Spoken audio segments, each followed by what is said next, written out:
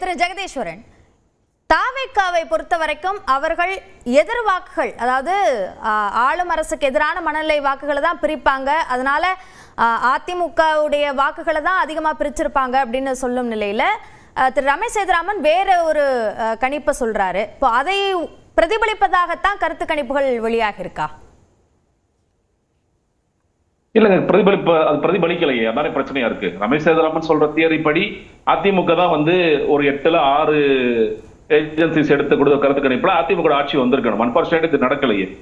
அதிமுக ஆட்சி கொடுக்கும் 2 பேர்லயுமே சில சார்புகள் இருக்கு. இதுலயுமே நீங்க சொல்லலாம். ஆனா நீங்க நார்த் இந்தியன் மீடியாவில் இருக்கக்கூடிய NDTV, ரிபப்ளிக்லாம் யார் சார்பாக வேலை செய்யறாங்கன்னு தெரியுமா? அவங்களே என்ன சொல்றாங்க, திமுக ஆட்சி தான் வரும் அப்படிங்கறத சொல்றாங்க.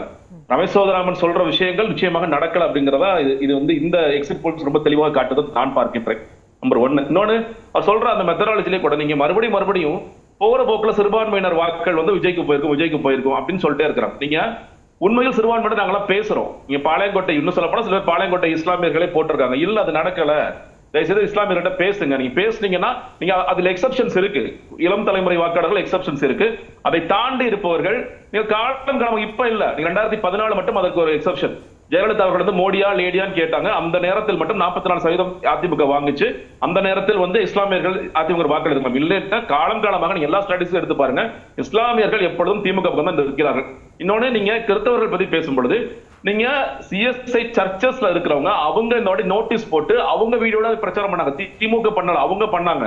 நீங்க போற போக்குல வந்து நாங்க விஜய்க்கு வாக்களிப்போம்னு சொல்றீங்க. 4 பக்கத்துக்கு அவங்க வந்து நோட்டீஸ்ல எழுதுறாங்க. என்ன எழுதுறாங்க? எங்களை வந்து நீங்க ரொம்ப சிறுமைப்படுத்துறீங்க. நீங்க போற போக்குல நாங்க எங்களுக்கு ஏதோ தமிழ்நாடு குறித்து எங்களுக்கு ஒரு பார்வையில தமிழ்நாட்டுக்கான நிக்க மாட்டார் விஜய், எதுக்கும் ஸ்டாண்ட் எடுக்க மாட்டார் விஜய், மக்களுக்காக பேச மாட்டாரு விஜய், எதுவுமே செய்ய மாட்டாரு. ஆனா அவருக்கு நாங்கள் வாக்களிப்போம், ஏன்னா அவர் கிறிஸ்தவர் அப்படிங்கிற ஒரு காரணத்தினால வாக்களிப்போமா? இல்லை, செய்ய மாட்டோம். திருச்சபையின் ஒற்றை குரல்னு போட்டு அவங்க இந்தியா கூட்டணியில் இருக்கிற எல்லா சிம்பிள்ஸையும் போட்டு அவங்க பிரச்சாரம் பண்ணாங்க. யாரோட தூண்டுதலும் இல்லை, அவங்க பண்ணாங்க. அப்படிப்பட்டவர்கள் 50% 60% போயிடுவாங்களா? அப்படி போயிருந்தாங்கன்னா அதிமுக வென்றுங்க, அதிமுக ஜெயிச்சிரும். அதிமுக எக்ஸிட் போல்ஸ்ல அதிமுக தான் அதிகமா வந்திருக்கும். அதே மாதிரி வந்து தலித்துகள் வந்து ஆயுதவாடர்கள் நிறைய பேர் பட்டியலின மக்கள் விஜயத்துக்கு போயிட்டாங்க. அதாவதுங்க, நீங்க என்ன அதுக்கு ப்ரூஃப் இருக்கு? இது இன்னொரு சிறுமைப்படுத்துற வேலைதான் இது. இது எப்படின்னா, அவங்க தான் சினிமா அரசியலாக இருக்காங்க, பட்டியலின மக்கள் தான் சினிமா அரசியலாக இருக்காங்க. மற்ற சமூகம், எல்லா சமூகத்திலும் சினிமா அரசியல் இருக்கிறாங்க, எல்லா சமூகத்திலும் இருக்கிறாங்க. திரு ஜெகதீஸ்வரன், இப்போ விஜய்க்கான வாக்குகள், புதியவர்களுக்கான வாக்குகள் என்ற அந்த கண்ணோட்டத்துல பார்க்கும்பொழுது இந்த செக்மெண்ட் அடிப்படையிலையும் இந்த பிரிவை சேர்ந்தவர்கள் என்ற அடிப்படையிலையும் ஒரு வாக்குகள் செல்லக்கூடிய ஒரு சூழல் இந்த தேர்தலில் இருந்திருக்கா, இல்ல மாறி இருக்கா? இல்லங்க, நீங்க அதான் சொல்லல, விஜயுடைய வாக்குகள் அப்படின்னு நம்ம பெரும்பாலும் ஒரு கூட்டத்துல பார்த்தோம். நீங்க நிறைய நேரங்கள் சொல்லும் பொழுது அந்த முதல் தலைமுறை வாக்காளர்கள் இருக்கக்கூடிய அவங்களே கூட நம்ம வந்து நீங்க இப்ப மீடியா சேனல்ல காமிக்கும் போது நிறைய இளைஞர்கள் முகம் பார்க்கின்ற காரணத்தினால 100% இளைஞர்களும் விஜய்க்கு தான் வாக்களிப்பார்கள். இல்ல, சில சர்வேஸ்ல என்ன வந்துச்சு, 35% அல்லது 40% இளைஞர்கள் வாக்களித்திருப்பார்கள். மீதி 60% எங்க போகுது? அதிமுக போறதுக்கு வாய்ப்பு இருக்கா? இல்ல, அதிமுக இன்னைக்கு இளைஞர்களோட வாக்கு போறதுக்கான வாய்ப்புகள் ரொம்ப குறைவு. நீங்க பாரு, அதிமுக இளைஞர்கள் என்று யாரை பிரதானப்படுத்துறாங்க? இளைஞரணி மாநாடு நடக்குதா? அதிமுக வந்து இளைஞர்களுக்கான ஸ்பேஸ் அங்க இருக்கா? நம்ம பார்க்க முடியல. அட்லீஸ்ட் நீங்க திமுக இளைஞரணி மாநாடு விமர்சனம் பண்ணுங்க, அதுல சரியில்லைங்க, சரியா நடத்த மாட்டேங்கிறாங்கன்னு சொல்லி அதெல்லாம் பண்ணுங்க. ஆனா இங்க உதயநிதி ஸ்டாலின் ஒருத்தர் இருக்காரு, அங்க சீமானுக்கும் விஜய்க்குமே 50 வயசுக்கு மேல அடிச்சப்பட்டாலும் அவங்க இளைஞர்களா பார்க்கிறாங்க, இளைஞர்கள் வாக்கு இருக்குன்னு பார்க்கிறாங்க. அண்ணாமலைன்னு ஒருத்தர் இருக்காரு. அதிமுகவிற்கு யார் இருக்கிறார் ஒரு கேள்வி இருக்கு இல்லையா? அந்த கேள்விக்கே பதில் இல்லை. இல்ல, அப்ப இளைஞர்கள் வாக்குல இந்த 60% யார் எடுப்பாங்கன்னா பெரும்பாலும் திமுக எடுப்பாங்க, சீமான் எடுப்பாரு. அண்ணாமலை இந்த வாட்டி ஸ்பேஸ்ல இல்ல, பாஜக ஸ்பேஸ்ல இல்ல, அவர் அதை இழந்திருப்பாரு. அப்ப அதே சொல்ல, இளைஞர்கள் வாக்கு நீங்க ஒட்டுமொத்தமா அதையே நீங்க விஜய் தலைவர் எழுதவே தவறுன்னு சொல்லுவேன். பெண்கள் வாக்கள், நீங்க பெண்கள் வாக்கள் சொன்னீங்கன்னா ஒட்டுமொத்தமாக எல்லா பெண்கள் வாக்களும் போயிடுமா? போயிருக்கு. அப்படி போயிருந்துச்சுன்னா விஜய் சிஎம் ஆயிருப்பாருங்க. நீங்க வந்து இன்னைக்கு எக்ஸிட் போல்ஸ்ல வரும் பொழுது அவருக்கு பெர்சன்டேஜா கொடுக்குறோம், பட் சீட் கன்வெர்டபிலிட்டி இல்லைன்னு ஏன் சொல்றாங்கன்னா, ஒட்டுமொத்தமா நீங்க நினைக்கிற மாதிரி எல்லா பெண்கள் வாக்களும் போடல. நீங்க திமுக ஆட்சியால் பலரடைந்த பெண்கள் இருக்கிறாங்க. அவங்க மகளிர் உதவித்தொகை, மகளிர் உரிமை தொகையில இருந்து, நீங்க இலவச பேருந்துல இருந்து, பெண்களுக்கான கல்லூரியில இருந்து எவ்வளவு செஞ்சிருக்காங்க. அதெல்லாம் அவங்க பார்ப்பாங்கல்ல, லேப்டாப் ஸ்கீம் எவ்வளவு பண்ணிருக்காங்க. அப்ப ஏன் திமுக ஆட்சி தொடருது? நீ ஆன்டி கவுன்சில் பிரச்சனைகள் இருக்கத்தான் செய்து, இல்ல சொல்ல மாட்டேன். ஆன்டி கவுன்சில் பிரச்சனை இருந்துச்சு, சட்டமன்ற பிரச்சனை இருந்துச்சு, பாலியல் பிரச்சனை இருந்தது. அதையெல்லாம் தாண்டி எனக்கு திமுக வருது அப்படின்னா, அப்ப பெண்கள் பெரும்பான்மையாக திமுக வாக்களிக்கிறார்கள். பட்டியலினத்தவர்கள் கருத்து கணிப்புல சொல்லி இருக்காங்க. அதுதான் நடக்கும் அப்படிங்கறதுலயும் வெவ்வேறு மாறான கருத்துக்கள் சொல்லப்படுதுல்ல. பார்க்கலாங்க. நான் சொல்றேன் இல்லையா, நான் இந்த கருத்துக்களையும் நம்மள எனக்கு தனிப்பட்ட முறையில் நான் எவ்வளவு பேர் பேசுவோம் இல்லையா, நம்மளும் தொடர்ச்சியா பேசிட்டே தான் இருக்கோம். இல்ல, இன்னொன்னு, நீங்க விஜய்க்கு ஒரு கான்பிடன்ஸ் எங்க தெரியுமா வருது? இப்போ நம்ம என்ன நினைக்கிறோம், நம்ம ஒரு நாளைக்கு நல்லா யோசிச்சு பாருங்க. ஒரு நாளைக்கு ஒரு 20 பேர்ட்ட பேசினாலே பெரிய அதிசயம் தான். ஆனா நம்ம ஒரு 4-5 பேர்ட்ட பேசுறோம். இப்ப டிராவல்ல போகும்போது நம்ம டிரைவர்ஸ்ட்ட பேசுறோம், நம்ம நண்பர்கள்ட்ட பேசுறோம், வாட்ஸ்அப் குரூப்ல பேசுறோம். குறைந்தபட்சம் ஒரு 10 பேர் பேசுறாங்க பெரிய அதிசயம். ஒரு நாளைக்கு அந்த 10 பேருமே விசில் சொன்னா நம்ம என்ன நினைச்சுக்கிறோம், 10 பேர் விசில் சொல்றாங்களா, அப்ப ஆயிரக்கணக்கான பேர் விசிலுக்கு போட்டுருப்பாங்களா அப்படின்னு ஒரு நரேட்டிவ் நம்மளே அன்கான்சியஸா உள்ள போயிடுறோம். அதான் பிரச்சனையாக இருக்கு.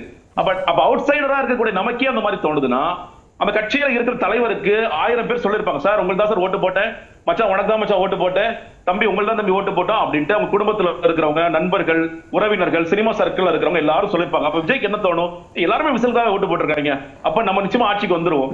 பாத ஒரிஜினாவோ ஜானகி சாமியோ விஜய் களத்துக்கு வரதுக்கு முன்னாடி 140 சார், 160 சார், 180 சார் கதை விட்டுட்டு இருந்தாங்க. அப்ப இன்னும் கூடுதலான கதைகளை தான் விடுவாங்க. அப்ப விஜய் என்ன அமைச்சர் பட்டியல் ரெடி பண்ணுங்க. சீரியஸா நடக்குது. நீங்க படிச்சு பார்க்கும் போது சில மெட்டீரியல் எல்லாம் படிக்கும் போது மேகசின்ஸ்ல வருது, ட்ரோல் கண்டென்ட்ல இவ்வளவு சீரியஸா எழுதிட்டு இருக்காங்க நமக்கு தோணுது. ஆனா உண்மையில் தாவேக்குள்ள அது நடக்குது. அவங்க சீரியஸா டிஸ்கஸ் பண்ணிட்டு இருக்காங்க. யார் அமைச்சரை பட்டியல போட்டான்னு சொல்லிட்டு அவங்க டிஸ்கஸ் பண்றாங்க. நமக்கு அது காமெடியா தோணுது. பட் அவங்க ஏன்னா விஜய்க்கு ஒரு கான்பிடன்ஸ் வருது. எங்கேயும் அந்த கான்பிடன்ஸ் வருது, கேட்கறவங்க எல்லாம் விசிலுன்னு சொல்லி சொல்றாங்க. நம்மளுக்கே அந்த குழப்பம் வருது. ஆனால் அந்த குழப்பம் ஏன் வருதுன்னு கேட்டீங்கன்னா, நம்ம வந்து ஒரு 4 பேர் 5 பேர் பேசிட்டோம், யாரையும் குறைச்சல மதிப்பிடல. நம்ம பிராக்டிகலா சொல்றேன். நான் பிராக்டிகலா ஒரு நாளைக்கு நம்மள மாதிரியான மனிதர்களால, ஊடகவியலாளர்களால, இல்ல அரசியல் விமர்சகர்களால எத்தனை பேரை பேச முடியும். இதயானதுக்கு எக்ஸப்ஷன். அவர் வந்து களத்துக்கு போறாரு, தொடர்ச்சியா அவர் வந்து மக்களை பார்த்து சந்திச்சு போல்ஸ் எடுக்கிறார். நம்ம அப்படிலாம் எடுக்கல. நம்ம 4 பேர்ட்ட போன்ல பேசுறோம், 2 பேரை நேர்ல பாக்குறோம். இதை வச்சுட்டு எல்லாரும் விசில் சொல்லிட்டாங்க. அதுக்கு அவர் அதிலையும் சொல்றாரு 33% சென்னையில மட்டும் கொடுக்குற சென்னை வாசிகளை நம்ம பார்க்கின்றோம்.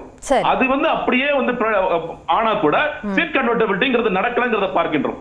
இன்னொன்னு, நீங்க விஜய் அவர்கள் வந்து இப்போ வெளியே இருந்து, அதாவது ஜெயிச்ச உடனே பனையூருக்கு வாங்க அப்படின்னு சொல்றாரு. ஏன் சொல்றாரு? பிரச்சனை கேட்டீங்கன்னா, வேட்பாளர் தேர்வு விஜய் செய்யவே இல்லை. இன்னைக்கு வரைக்குமே விஜய்க்கு 234 வேட்பாளர்கள் யாருன்னு தெரியாது. எந்த கட்சியில இருந்து வந்தாங்க, அவர் அதிமுக சார், இவர் வந்து பாஜக சார், இவர் திமுக சார், எந்த கட்சியில இருந்து வந்தீங்கன்னு ஆள் தெரியும்னா அவர் விலை போவாரா போக மாட்டாரா உங்களுக்கு தெரியும். எந்த கட்சியில இருந்து யாரை கொண்டு வந்து நிப்பாட்டாங்கன்னு அவருக்கு தெரியாது. அந்த லட்சணத்துல தான் வேட்பாளர் இது பண்ணிட்டு அவர் என்ன சொல்றாரு, நானே பர்சனலா உள்ளதை நான் பண்ணேன்னாரு. மதிப்பிடுறீங்களோ அப்படின்னு தோணுது. பாப்போம் முடிவுகள் என்னவா வருதுன்னு பாப்போம். இல்லங்க, நீங்க ஒண்ணு இல்ல. இப்போ அவர் தூசி மோகன் நினைக்கிறார், அதிமுக இருந்தாரு. விஜய் வேட்பாளர் அறிவிக்கப்பட்ட பிறகு அடுத்த நாள் எடப்பாடி பழனிசாமி வந்து அவரை சஸ்பெண்ட் பண்றாரு, டிஸ்மிஸ் பண்றாரு. அந்த லட்சணத்துல தான் உங்க வேட்பாளர் பட்டியலே இருந்துச்சு. விஜய் என்ன சொன்னார், பர்சனலா நானே பாரு. இப்ப கஞ்சா வியாபாரி ஒருத்தர் உள்ள வந்தாரு, எப்படி உள்ள வந்தாரு? அவர் விஜய்க்கு தெரியுமா அப்ப கஞ்சா வியாபாரம் இல்லையான்ட்டு? அப்ப வேட்பாளர் பட்டியல் இவரே தேர்ந்தெடுத்தாரா? அது தேர்ந்தெடுக்காத காரணத்தினால் விஜய் அதற்கான பலனை இன்று அனுபவிக்கிறார். அதுக்கு பயப்படுறாரு. திமுக அதிமுக இருந்து வந்தவங்க இவங்க எல்லாம் திரும்ப அங்கேயே போயிடுவாங்க. ஆனா நடக்காது. ஏன்னா ஜெயிச்சாதானே அதெல்லாம் நடக்கும். சரி, ஓகே. நம்ம முதற்கட்ட பார்வை எடுத்துக்கிறேன். திரு ஜென்ராம், இப்போ தேர்தல் முடிவு விஷயம் ஒரே ஒரு இடைமறிப்பு மட்டும் இப்ப வந்து இல்ல சொன்னதுனால நான் மட்டும் பதில் சொல்லிட்டேன். சாரி ஜென்ராம் சார், மன்னிக்கணும். அதாவது இவரை வந்து சூஸ் பண்றதுனால நீங்க வந்து விஜயை சூஸ் பண்றாங்கன்னா சிறுமைப்படுத்துறாங்களா அப்படின்னா அது அவங்களுடைய ஜனநாயக உரிமை. இதை நம்ம யாருக்கும் பேசல, எல்லாருக்கும் சாய்ஸ். இப்போ ஜெகதீஸ்வரனே வந்து இன்னைக்கு ஒரு சஜஷன் சொல்ற, நாளைக்கு ஒண்ணு சொல்றாருன்னா அது உங்களுடைய ஜனநாயக உரிமை. அப்படி இருக்கும் போது அதை சொன்னதுனால இவங்க எல்லாம் ஓட்டு போட்டாங்களா? நான் திரும்பவும் சொல்றேன், எல்லாரும் ஓட்டு போட்டாங்கன்னு நான் சொல்லல. அது தெளிவா நீங்களும் ரிமோட்ல இருக்கிறதுனால ஒருவேளை உங்களுக்கு முறையா கரெக்டா விழலையான்னு தெரியல. நான் சொன்னேன் 30% அந்த மாதிரி யாராவது போட்டிருக்காங்க. ஒவ்வொரு செக்மெண்ட்லயும் அப்படி எரோடா இருக்குன்னு தான் நான் சொன்னேனே தவிர மொத்தமா கொண்டு போய் போட்டாங்கன்னு எங்கேயுமே சொல்லல. சோ அதனால அது கரெக்ட் பண்ணணும்னு பாக்குறேன். அதே மாதிரி இப்ப நம்ம சொல்லக்கூடியதுல அவங்களுக்கு ஒரு இல்யூஷன் இருக்கலாம், பர்செப்ஷன். இல்யூஷன் கூட சொல்ல வேண்டாம், பர்செப்ஷன். அந்தந்த பார்வையில இப்போ இதே அவர்கள் வந்து போயிருக்காரு, நிச்சயமா சகோதரர் போயிருப்பாரு, அவர் களத்துல இருந்து பார்த்திருக்காருன்னா இந்த மாதிரி நம்ம களத்துல இருந்து போய் பார்த்த பண்ணினவங்க 3-4 பேர்கிட்ட நம்ம பேசி இருக்கும் போது, ஏன்னா நீங்களோ நானோ நம்ம எல்லாம் வந்து இவ்வளவு ஆண்டுகளாக நம்ம தொடர்ந்து அரசியல்ல பார்த்து கொண்டிருக்கும் போது நம்ம வந்து ஜஸ்ட் ஃபார் த சேக் நம்ம 4 பேர்கிட்ட டிரைவர் கிட்ட பேசுறதையோ இல்ல நம்ம வீட்டுல வேலை செய்யறவங்க கிட்டயோ இல்ல பூக்காரங்க வராங்க அவங்க கிட்ட இருந்தோ கேட்கறத வச்சு நம்ம வந்து அனுமானிக்க போவது கிடையாது. ஏன்னா இது வந்து ஒரு பரந்தப்பட்ட விஷயம் அப்படின்னு சொல்லும் போது நான் திரும்பவும் சொன்னேன் ஆரம்பத்திலே, திமுகக்கு எங்க இருந்து எட்ஜி இருந்ததுங்கிறதையும் நான் சொல்றேன். அப்படி இருக்கக்கூடிய சூழல்ல நான் சொல்லக்கூடிய விவகாரம் இன்னைக்கு அவங்க எந்த பேசிஸ்ல அவங்களுடைய இதை யூஸ் பண்ணிருக்காங்க. இப்ப நீங்க அதே மாதிரி தான் சொன்னீங்க, கடைசி நேரத்துல வந்து 4 பக்கத்துல இல்ல திமுகவுக்கு எட்ஜ் இருந்ததுன்னு பாஸ்ட் டென்ஸ்ல சொல்றீங்கல்ல திரு ரமேஷ் சேதுராம். இல்ல இல்ல இது பாஸ்ட் டென்ஸ்ல சொல்றதுல ஏதாவது ஸ்பெசிபிக் ரீசன் இருக்கான்னு கேக்குறேன்.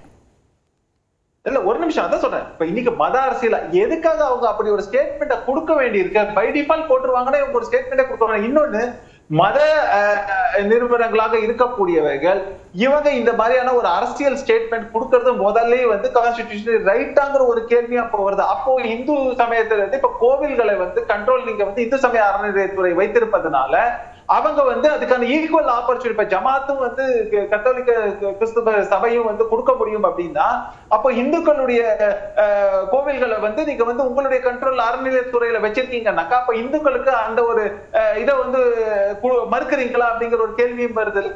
சோ அதனால நான் அதை நோக்கி போக விரும்பல. இப்போ அவங்க பண்ணது திமுக பொறுத்தவரைக்கும் டேமேஜ் கண்ட்ரோல். இன்னொரு விஷயமும் சொல்றேன், நீங்க சிறுபான்மை மக்கள் அப்படி இல்ல ஏதோ தாழ்த்தப்பட்ட மக்கள்னு சொல்லும் போது பொதுவா வந்து மீனவ சமுதாயத்தை சேர்ந்த மக்கள் வந்து நான் கேள்விப்பட்டவருக்கும் அவங்க based on some of the surveys conducted by some of my friends ரொம்ப தெளிவா சொல்லிருக்காங்க. பெரும்பாலான விஜய்க்கு ஓட்டு போட்டாங்க. அதாவது செக்மெண்டா தான் பார்க்க வேண்டியிருக்கு. நம்ம மொத்தமா போட்டாங்க அதுக்காக எல்லாருமே போட்டது விஜய் வந்து நாளைக்கு சிஎம் ஆயிடுவாருன்னு சொல்லல, அதுக்காக திமுகவுக்கு வந்து பாசிபிலிட்டி இல்லைன்னு சொல்லல. நம்ம இங்க பேசக்கூடியதுல வந்து யாருக்கு ப்ராபபிலிட்டி, இது எந்த பேஸ் பண்ணி நம்ம பார்வையை வைக்கிறோம், இன்னொன்னு நம்ம வந்து பார்க்கக்கூடிய இந்த எக்ஸிட் போல் அப்படிங்கிறது வந்து இதை நம்ப முடியுமானா எல்லா எக்ஸிட் போலுமே அப்ப பர்ஃபெக்ட்டா இருக்கணும், எல்லா எக்ஸிட் போலையுமே நம்ம நம்பணும், அப்ப எல்லாமே சரியா இருக்கணும், எல்லாம் 3 சீனமும் தான் நமக்கு வேணும்ங்கற மாதிரி இருக்கும். அப்படி கிடையாது. நன்றி. நம்ம ஒவ்வொரு பார்வையை வைக்கணும். அது வந்து தனிப்பட்ட முறையில கொண்டு போறதுங்கிறது நான் வந்து அது ஒண்ணுதான் எனக்கு ஒரு அப்ஜெக்ஷனா இருக்குங்கிறது தான் என்னுடைய. ஓகே.